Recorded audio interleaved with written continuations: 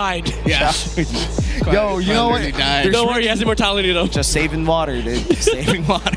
No, you're not. You're gonna make him spend water. Speaking of water, Rivers again. Rivers? We get Rivers again. I thought you were gonna say reverse sweep. No. All right, my pick is I'm a broken walls enjoyer. I like it when my walls are broken. Yeah, this might be a broken walls game though. I hope so. This might be a broken walls game. If it's a back-to-back river game, I will get out of the grass. desk. It's grass. It's grass. It's grass. Ah, pretty God. cheap. Dude, haven't we had enough of the grass? Grass and rivers. I'm done with the grasses in my RGs. Just like the Philippines. Rivers and grass. And now we're heading on to game number 2 with Twisted Minds now on the red side, which means that, oh wow, this is really interesting. Coach Trebor on the blue side banning out potential first pickables as well. Yeah, I am quite shocked with the Lancelot first pick ban. But is that because they don't? Okay, now they can't box your first pick. Why is this? So yeah, I'm not a big fan of the YSS anymore. I feel like. Really? Yeah. In dangerous grass? Oh, dangerous grass maybe. Because it's still dangerous. I feel like he's one of like the highest commodities you'll ever get. Okay. Because you get vision. Up against a team that has like Gatotkacho Uranus on their pocket right now. Okay, okay, you're making a good case. Yeah, because even the Uranus, I think I've seen enough games this MPL wherein the YSS gets first pick, blue side, red side has a Uranus, Gatot, Uranus, Bada, any of those big dudes, and just like, okay, this YSS will not farm. Yeah. To be fair though, Twisted Minds, if they don't go for the Uranus here, Falcons could just get both, like Uranus, YSS. So best case scenario for them would be just to go, I would say Harith Uranus or Granger Uranus. But that does get blocked by like non-meta picks like Lunox. Oh yeah. What about Farsa, by the way? Twisted Minds could just get the Farsa. We have not seen Farsa the entire day. Not at all. Uranus. There it is. They get it from themselves. Yeah, which is good. That's how you make this YSS work in dangerous grass. So it's up to Falcons. Now I'm wondering, it's like, okay, you decided to give it. Were you prepared for this? Yeah. Do you know what answer you're gonna have? You're gonna have to match the farming speed of this. They're locked with the Fredin and Lapu probably. Yeah. But what if... are they going to give out the Granger, though? They might have to. They might have to. Because if you go Granger here, then you lose the Lapu option. Oh, yeah. And then Twisted Minds could just go back to, the Harith of Nausea. Oh, okay. They're going to go for the classic only dash Arma trio. Against Uranus, that's crazy. I mean, maybe that's what they need. Maybe crazy is what Falcons need right now. To be fair, they had two options. I think Lapu was just the better one because it's a good option versus the Uranus. It's a good answer as well against the the YSS. But now you have the Arlet. You have to protect this guy from the Uranus. And they're gonna go for the Eve.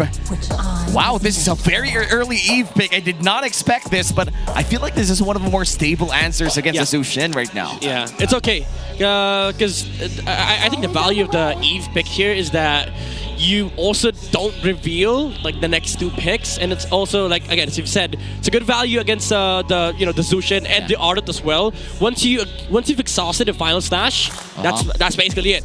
The Eve could just set up the reload manipulation. And I feel like it's extremely uncomfortable to play as a Fredrin. The moment that this Eve holds like a glowing wand or maybe an ice queen wand, if he forces out that build as well. It's a disgusting matchup for and the cooldown on that Void Crystal is just so low right now, around 1 second. It's not fun. Yeah, it might be that Eve build that has like hella cooldown reduction and he's just constantly popping up the Void Blast as well. Yeah. So let's see if that's what we're gonna end up with. Twisted, I'd want to see them consider pair up this Eve in the middle with the Gatotkacha. Yeah. Because I think this Eve pick is sort of Twisted Mind saying, hey, what if that Arlot decides to go roam instead of EXP instead? So when... Yeah, you could say that in team fights, if you look at it, the Arlot might be able to easily reach the Eve. Or the inverse of that is if Gatotkacha and Eve get into their places first, and the Arlot gets spotted out, one big real-world manipulation turns off the idea of Ogun being actually able to set. He'll be able to use that final slash as a counter set instead. Yeah. Now for Team Falcons, there's a big problem for them. They're not going to get the Harith option. So you might as well just ban it out, but even then, Twisted could just go for the the normal Granger on red 4. So their last ban is going to dictate what they're going to have to deal with. Again, both Harris and Granger, those options are really good for Twisted Minds, but you're not getting any. You're not getting either.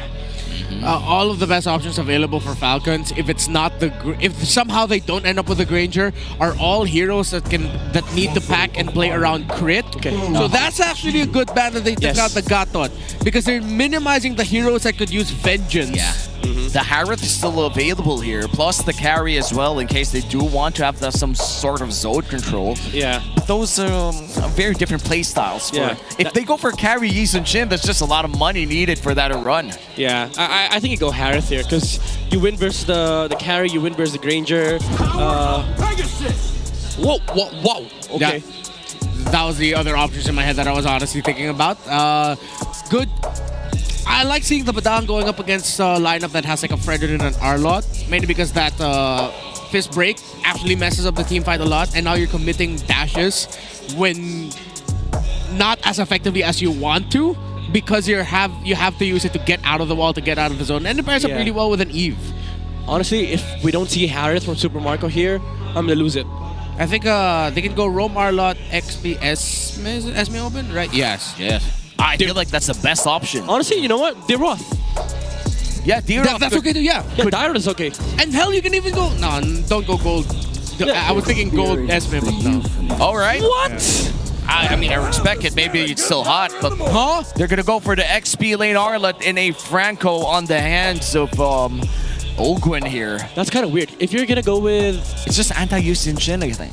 Yeah, but if you're going to go with Franco, might as well have gone with like something like a carry or a Beatrix. But now... the carry Kaja was open. Yeah, this Franco is going to get interrupted by a lot of stuns. Like the Mountain Shocker, the stun, mini stuns coming out from the Badang.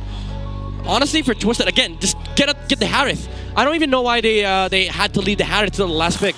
Yeah. What? But they want something else. They're going to go for the Beatrix instead against this Granger. I think this is just comfort flexing for Twisted Minds. They'd rather go for the Beatrix versus the Harith. Yeah, I think it was also Twisted Minds that picked up the Beatrix Joy at the same time on first base blue side. Yeah, this is probably comfort. Hopefully we see the shotgun. I miss seeing that weapon. Yeah, problem with this Beatrix pickup is that you're susceptible to the final slash of the Ardent. With the Harith, you don't really much care. Even if you're taken out of the Zaman Force, you can just go dash back in.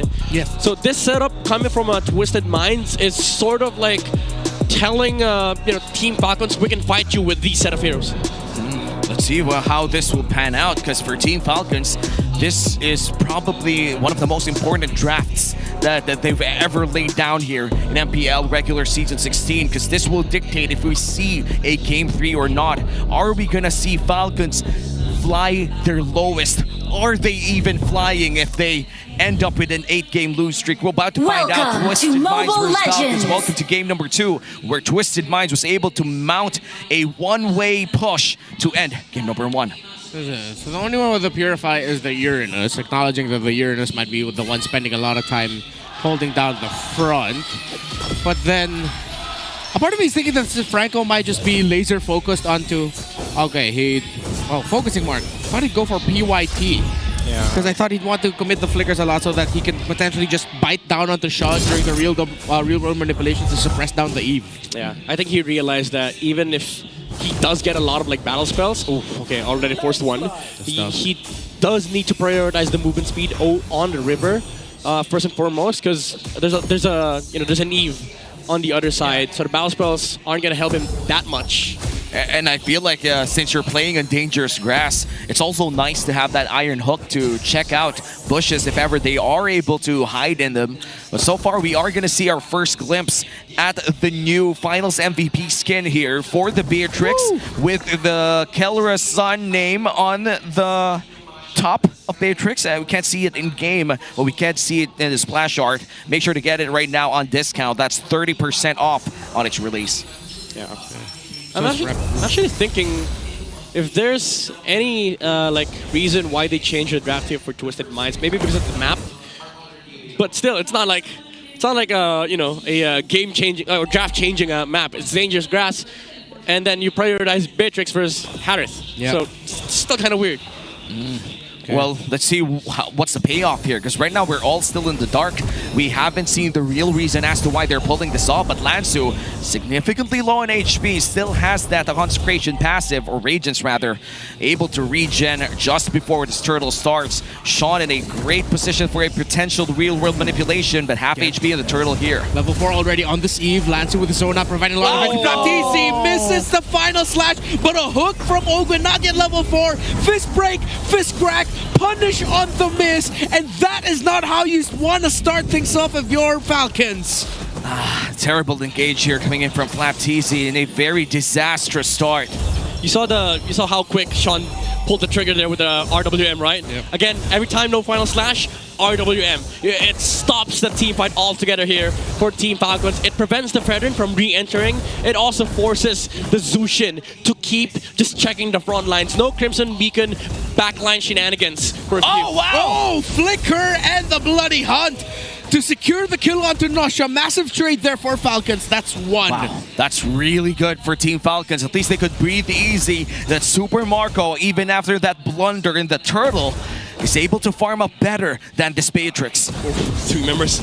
Oh, Flicker! And committing the fist break, fist crack as well by Kaloy. A weird angle. He threaded the needle so that he can get behind that Franco. Dude, Wow. Sexy. It's a maximized, it's a maximum range flicker too. Sometimes you do that from the wall, that you get extra distance with the flicker, and it was able to land behind Ogwin, and Ogwin did not see that at all. Man, the micro coming in from the rookies right now. It's really interesting to see how the veterans are reacting to these kinds of players entering the league. And now with Nosha playing it safe, they know that Ogwin and TZ is just in the vicinity, but Kaloy ready to help out any time that the dive comes in for Falcons. Twisted Mind still ahead by 1,000, but because of Falcons' rotation down bottom lane, they're able to mitigate that almost 2,000 gold lead post-turtle. Yeah, they're also pressuring the, I would say, the weakest side of Twisted's side lanes. Honestly, as much as they want to, they can't do anything against this Uranus. They don't have the damage, so they just let FlapTZ clear the wave. Okay, he still got that crab for Lansu, but now turtle fight. This is gonna change everything, though. Look at the Beatrix. He's rotating towards his turtle. There's going to be a big 5-man team fight. Mountain Shocker already revealing the vision there. Lansu popping up the Purify so that he can get away alongside the Consecration. No more ultimate for the Uranus. TZ Super Marco providing a fight down onto the Uranus. That's -1. That's Kaloy popping the fist crack as well. No more ultimate for the Badang. Here comes the real manipulation. That's Sean being able to zone out, deal damage. Few closing the gap while Super Marco walks away with a double kill. Wow, what a clean bloody hunt coming in from Ogwin. They knew the Consecration was about to be down. They were able to burst down that Uranus with the focusing mark as well. It hits the mark for FlapTZ. Flicker final slash. Okay, now we see Team Falcons finally ramping up the pressure. Couple of misplays though from a Twisted Minds. Lansu, even after burning through the Consecration and also the Purify, still tried going back and got met with the Bloody Hunt coming out from Ogwin. That allowed Team Falcons to just have full control of the Turtle Pit, and then FlapTZ still having that flicker is able to snipe Sean in the middle lane. Putting some pressure in the tower, but not yet taking it though. Well, it's still good. Still something for Team Falcons. Now ahead by 300 gold. Big rotation coming in from the Falcons. Going in for that bottom lane turret, but FlapTZ up top goes down in a 2v1 plus a turret for the side of Team Falcons and a cross-map turret as well for Twisted Minds. Yeah, that looked like an ultimate committed by MB the King to secure the stun. Yeah. Okay. Mountain Shocker. Skypish is up, by the way, for Super Marco, so this is gonna allow, again, Team Falcons to play under their timing. This is usually the window where you see their lineup just blow up. With the Fredrin, Arlott, Zushin, and Granger. They need to group up though, but they're gonna met with the, they're gonna be met by the Uranus, so they have to be wary of the targets that they try and picking off. No. Renner's Apathy doesn't miss. Renner's Apathy misses there. Hey, it didn't miss if he was aiming for grass. I agree. That's true. 100% true. You know, it's not about your aim. It's about the target. Yeah, it's the utility of it all. You know. Now, all of you in the chat, now you have excuse. Now that's I'm not trying to hit the enemy. I'm trying to hit the mark. Yeah. What's the bush? I was providing vision. Exactly. I'll copy that excuse even when I'm using XP laners like Lapu Lapu. What, my land shaker didn't land?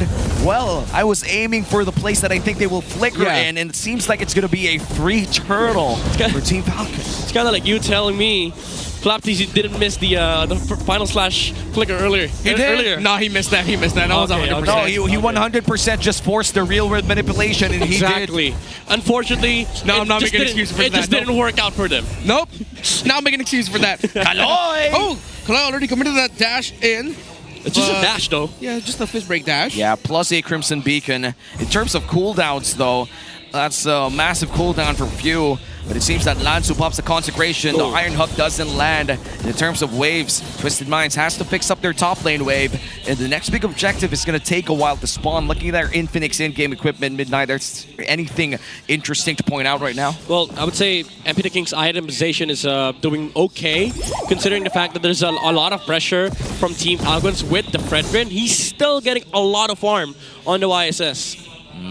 And this YSS is currently level 12 against a Kyle TZ level 10 Fredrin, which we really expect in terms of matchups in Team something. Team Falcons, It's almost like 5 pixels. That was really close. Too close for comfort. But now 5 people on the side of Twisted Minds rotating around that purple buff and the top lane turret as well. What are we waiting for? If you're Twisted Minds, what are we waiting for? They haven't pulled the trigger even if they have the tools to do so.